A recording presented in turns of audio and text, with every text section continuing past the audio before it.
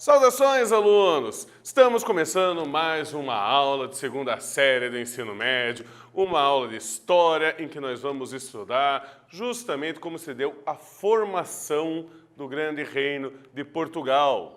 Nessa aula de hoje, a gente vai tentar entender como Portugal se estruturou e criou a primeira monarquia centralizada da Europa, a primeira monarquia moderna, nada com aquelas monarquias feudais, divididas, descentralizadas, mas sim uma monarquia já do período moderno. Qual que é o objetivo, então, da nossa aula de hoje? É compreender o contexto, isso é, o meio, em que se deu a transição de Portugal do sistema feudal para a monarquia nacional absolutista. E também tentar compreender as consequências da formação do Império Português para a economia e para a sociedade portuguesa. O fato deles terem um rei que centralizava poder, um rei que administrava a lei, um rei que centralizava tudo isso. Quais as consequências dessa centralização? Esse é o objetivo que nós vamos tentar trabalhar, então, na nossa aula de hoje. Então, vamos para a nossa problematização. O que a gente fala na problematização? Esse mapa que eu trago para vocês é um mapa da Península Ibérica, onde hoje fica Portugal e Espanha, no século XI depois de Cristo. Perceba que nesse mapa aqui, você tem aqui, em azul, são os estados franceses. Em vermelho, você tem aqui um territóriozinho, outro território pequeno laranja, Castela, a Galícia, você tem esse território. E a maior parte, em verde, é o Califado de Córdoba. O que é um califado? Um califado é um reino que é regido por um califa, que é um seguidor da fé muçulmana, do islamismo. Certo? O que acontece aqui? Esse aqui é o mapa do século XI. Não parece nada com qualquer mapa que a gente pense hoje quando a gente fala de Península Ibérica. Certo? Alguns poucos reinos cristãos aqui ao norte e um grande reino muçulmano. Bom, esse mapa aqui você já deve conhecer um pouco melhor. Já parece alguma coisa para vocês, já vai lembrar vocês de alguma coisa. Esse mapa aqui é da Península Ibérica em 1492. Nesse mapa você tem o Reino de Portugal, aqui o Reino de Aragão e Castela, que se juntam com Navarra e formam a atual Espanha, e ainda tem um pedacinho aqui do Califado de Granada. Esse mapa aqui aconteceu numa diferença aí de 300 anos entre aquele mapa que eu mostrei antes e esse mapa que eu estou mostrando agora. O que será que aconteceu para dar essa reviravolta, essa mudança tão grande no mapa político da Península Ibérica? E como isso aconteceu? Em Portugal, um reino que, como vocês viram, não existia. Então, vamos para o nosso contexto histórico. A partir do século XI, assistiu-se no Ocidente Europeu um movimento de revigoramento do comércio. Isso ali, no final das cruzadas, você vai ter um revigoramento, crescimento do comércio e das cidades e o surgimento de um novo grupo social. Esse grupo era a burguesia, que você tinha dois tipos de burguesia. A artesã, que fazia trabalho, artesanato, e a comercial, que cuidava justamente da venda e compra de produtos. Essa burguesia desejava garantir um aumento das atividades comerciais para conseguir garantir maiores lucros para ela. Após as cruzadas, os nobres europeus que lutaram lá no Oriente Médio, eles retornaram principalmente empobrecidos e passaram cada vez mais a depender do rei para garantir o direito deles. Você acha que o rei vai se aproveitar disso ou não? Já os camponeses, esses eram temerosos dos abusos que eles sofriam na mão da nobreza e vão começar a dar uma olhada para o rei e pensar que o rei poderia ser uma pessoa melhor. Com isso, o rei vai conseguir o quê? O apoio da burguesia, a dependência dos nobres e o apoio dos camponeses. Pronto. Esse processo vai levar à centralização do poder do rei. O rei ele vai conseguir ter maiores poderes agora e mandar na burguesia, mandar nos nobres, mandar nos camponeses. Então, vamos para o nosso primeiro quiz da aula de hoje, em que eu pergunto: quais eram os interesses da burguesia na centralização do poder real? Letra A. Garantir a defesa de seus títulos de nobreza? Letra B. Garantir o aumento das atividades comerciais Ou letra C, pretendiam ocupar altos cargos militares no exército real. Vocês vão ter um tempinho aí para pensar e eu já retorno com a alternativa.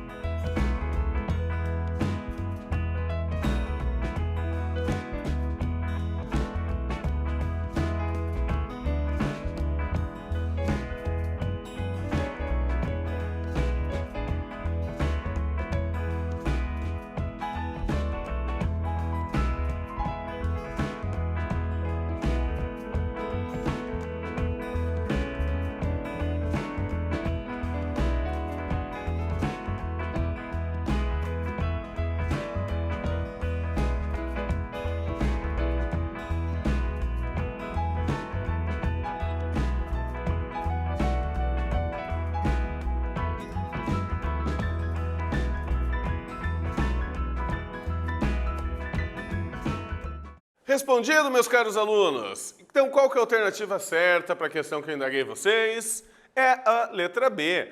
A burguesia queria ficar rica, a burguesia queria ganhar dinheiro, a burguesia queria comércio. Tá? Ou seja, a letra B, garantir o aumento das atividades comerciais, que iria proporcionar a ela maiores riquezas, assim, devidamente protegidas pelo rei, com seus lucros garantidos. Certo? E o que foi esse negócio que eu falei, chamado Califado de Córdoba? Bom, depois que você teve a unificação árabe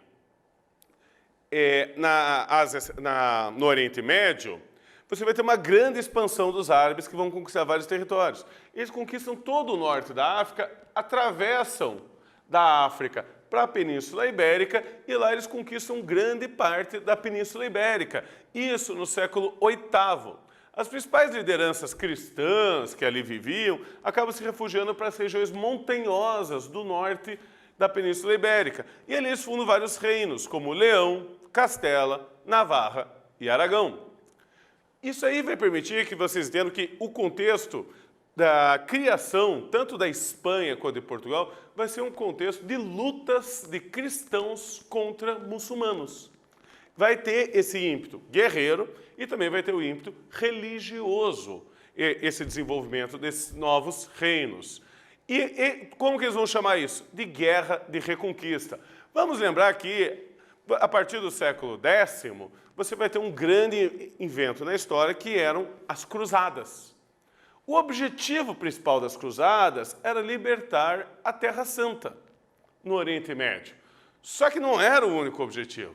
Aqui na Península Ibérica, o contexto das cruzadas, ele vai acabar se baseando em reconquistar a Península Ibérica, pegar esse território que fica na Europa de volta para o cristianismo. Então lá ele vai ficar conhecido, as cruzadas, como Guerra de Reconquista. Esse vai ser o termo que eles vão usar ali. E eles vão poder se aproveitar nisso por causa da animação que as cruzadas criou, fazendo forças militares se aliarem, de países e feudos diferentes se aliarem para combaterem, e também vão se aproveitar das desavenças que haviam dentro dos próprios muçulmanos, que estavam nessa época bastante divididos. Então vai ser uma luta pela expulsão dos árabes da Península Ibérica, e assim você conseguir uma reconquista cristã. O grande nome que nós vamos ter para Portugal, nesse período, vai ser Henrique de Borgonha. Esse aqui era um nobre francês que ele vai ajudar o rei de Leão e de Castela a fazer a Guerra de Reconquista. Como agradecimento, Henrique de Borgonha vai ganhar um feudo desse rei. Esse feudo era o Condado Portucalense. Ele ia receber dentro de um contrato de vassalagem, típico da Idade Feudal, da Idade Média. Então ele tinha que jurar fidelidade ao rei de Leão e Castela. E nessa imagem que eu trago para vocês é justamente a investidura de Henrique de Borgonha. Isso é quando ele faz o juramento de fidelidade ao rei de Leão e Castela. E ele vai dar continuidade à guerra, agora como conde desse condado dele. E quando ele morre, o filho dele assume. O filho dele era Afonso Henrique. Ele também dá continuidade à luta, à guerra de reconquista.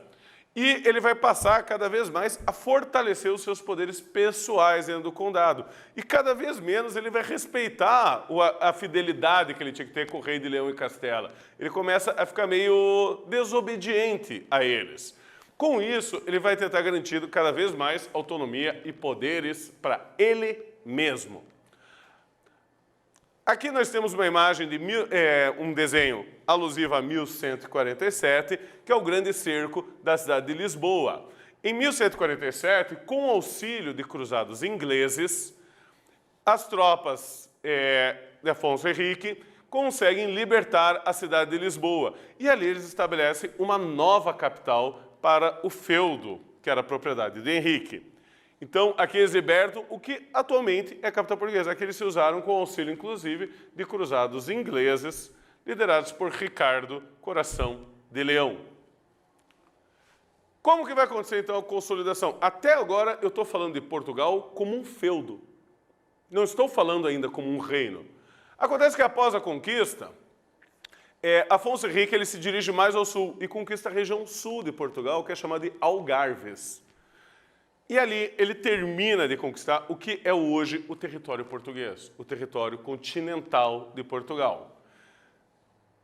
Em 1143, ele assina o Acordo de Zamora com o rei de Leão e Castela. Esse rei de Leão e Castela, ele tinha uma grande ambição. Ele não queria ser só rei, ele queria ser imperador. Como imperador da Península Ibérica, ele poderia então ter reis vassalos. Ou seja, aquele rei tinha que obedecer ao imperador. Então, ele, na ambição dele de ser imperador, ele aceita que o Afonso Henrique vire rei de Portugal e que Portugal vire um reino, desde que seja um rei vassalo, um rei que devia obediência ao imperador da Península Ibérica. Afonso Henrique aceita. Então, agora ele já virou rei de um reino, mas ele ainda tinha que obedecer ao suposto imperador da Península Ibérica. Mas, em 1179, a corte portuguesa recebeu uma bula papal. Isso é uma ordem do Papa, um documento assinado pelo próprio Papa Alexandre III. Aqui com o nome Manifestis Probatum, é um nome em latim. Vamos lembrar que o latim é a língua da Igreja Católica, é a língua sagrada. E ali o Papa mesmo autorizava o fim da vassalagem de Portugal a Leão e Castela. É a partir desse documento, em 1179, que Portugal então virou um reino independente, virou um reino autônomo, um reino que não deveria obedecer a nenhum outro reino. Era um reino agora próprio, separado do resto da Península Ibérica. Então, por isso, nós vamos para mais uma atividade nossa. Sobre o contexto em que se desenvolveu a formação do Reino de Portugal, podemos afirmar que, letra A, envolveu um ímpeto militar e religioso cristão no contexto da Reconquista. Letra B, envolveu desejos culturais e nacionalistas. Ou letra C, envolveu a identidade religiosa muçulmana do feudo portucalense. Vocês vão ter um tempinho aí para pensar e a gente já retorna.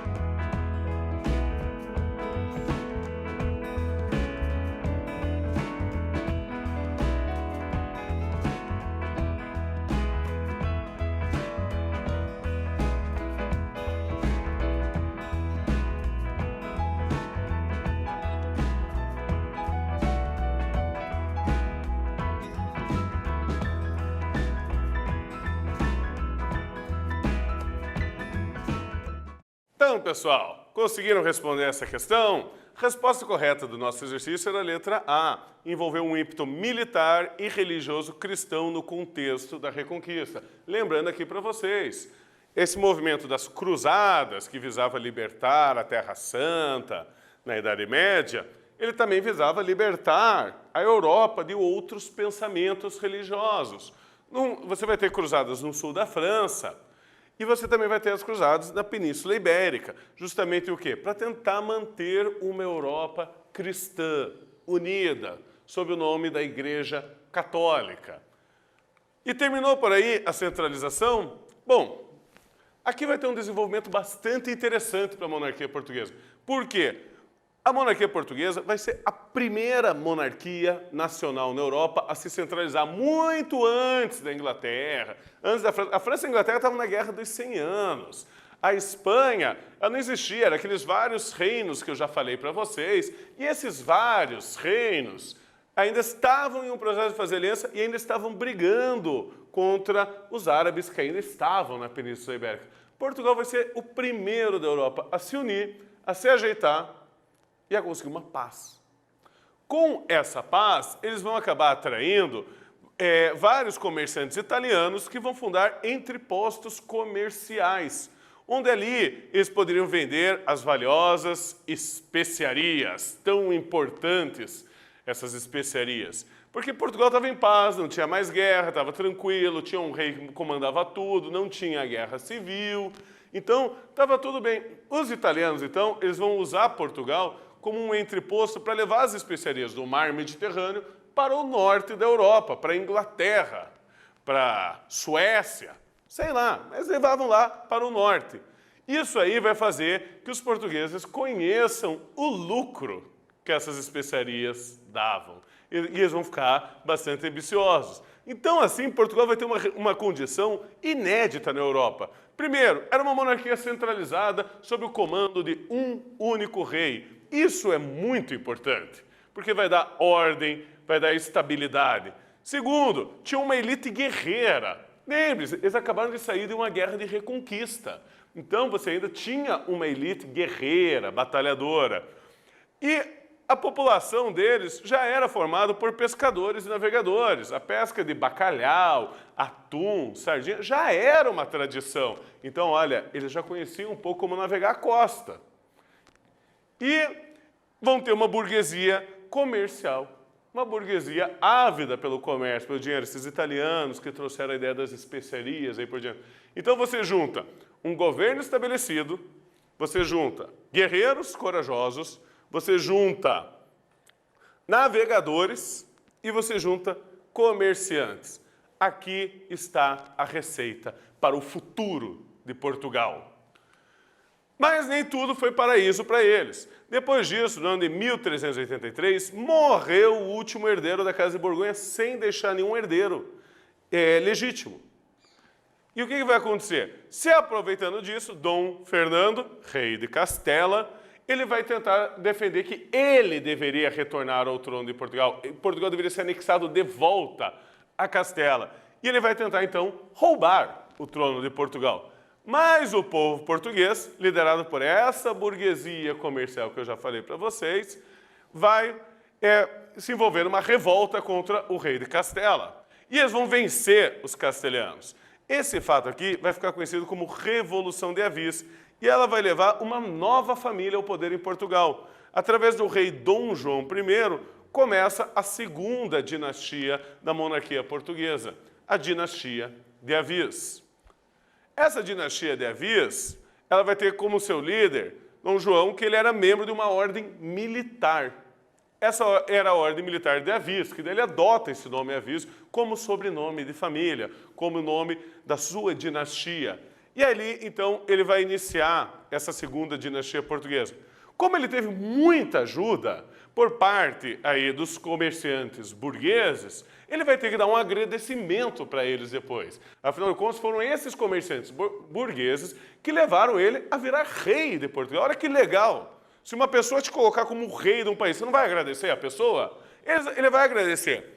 Por causa disso, ele vai iniciar um grande projeto de comércio e navegação. Justamente tentando procurar novos produtos para o comércio, novas riquezas para a burguesia, ele vai apoiar, vai financiar tudo isso. Certo? E lembra que ele tinha um poder centralizado na mão dele. Então, ele tinha uma capacidade de recolher recursos, isso é, dinheiro, de todo o país, o reino de Portugal, para fazer um grande investimento. Então, ele recolhia dinheiro de várias cidades, várias vilas, para fazer uma grande empreitada, um grande negócio, para financiar uma grande empresa. Ele tinha essa capacidade. Esse era um dos grandes poderes que uma monarquia centralizada tinha, de você reunir recursos de um país inteiro, às vezes para você fazer uma única empresa. Coisa que em países divididos, feudais, você daí não tinha um recurso de tantos territórios ou tanta população para administrar. Esse fator vai ser determinante para o futuro da política mercantilista portuguesa e o início da navegação portuguesa no que eles chamavam de ultramar. São as aventuras de Portugal no Mar Tenebroso, que hoje você conhece como Oceano Atlântico. Vamos para mais uma atividade nossa, então. A Revolução do Mestre de Aviz, que durou aí de 1383 a 1385, possibilitou a ascensão de uma nova dinastia em Portugal, com Dom João I. Estendeu-se até 1580, foi o período que foi o primeiro membro da dinastia de Aviz até o último membro da dinastia de Aviz, da família de Aviz, quando ocorreu a União Ibérica. A vitória de Dom João I, o mestre de Aviz, vamos pensar, A, implicou uma reorientação da política expansionista portuguesa, ameaçando os interesses espanhóis na região de Flandres. B, proporcionou o alargamento territorial com uma política agrária agressiva, visando a obtenção de recursos destinados à colonização ultramarina. Ou C, deu uma nova orientação à política expansionista, voltando-se para o ultramar, sendo a conquista de Ceuta seu marco inicial. Vocês terão um tempinho aí para pensar e eu já retorno.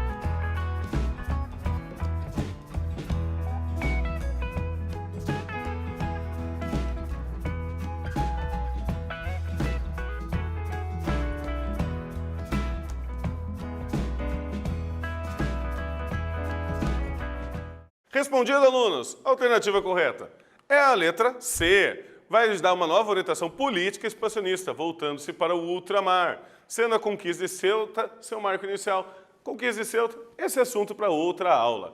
Mas o que importa era justamente isso, que Portugal agora estava se voltando para o oceano. Então, o que nós vimos na aula de hoje? O processo de reconquista da Península Ibérica dentro do contexto das cruzadas medievais. A construção do Reino de Portugal através da dinastia de Borgonha e a consolidação da independência portuguesa através de uma aliança com a burguesia comercial que vai levar à Revolução de Avis. Então, pessoal, tendo isto visto, eu me despeço de todos vocês.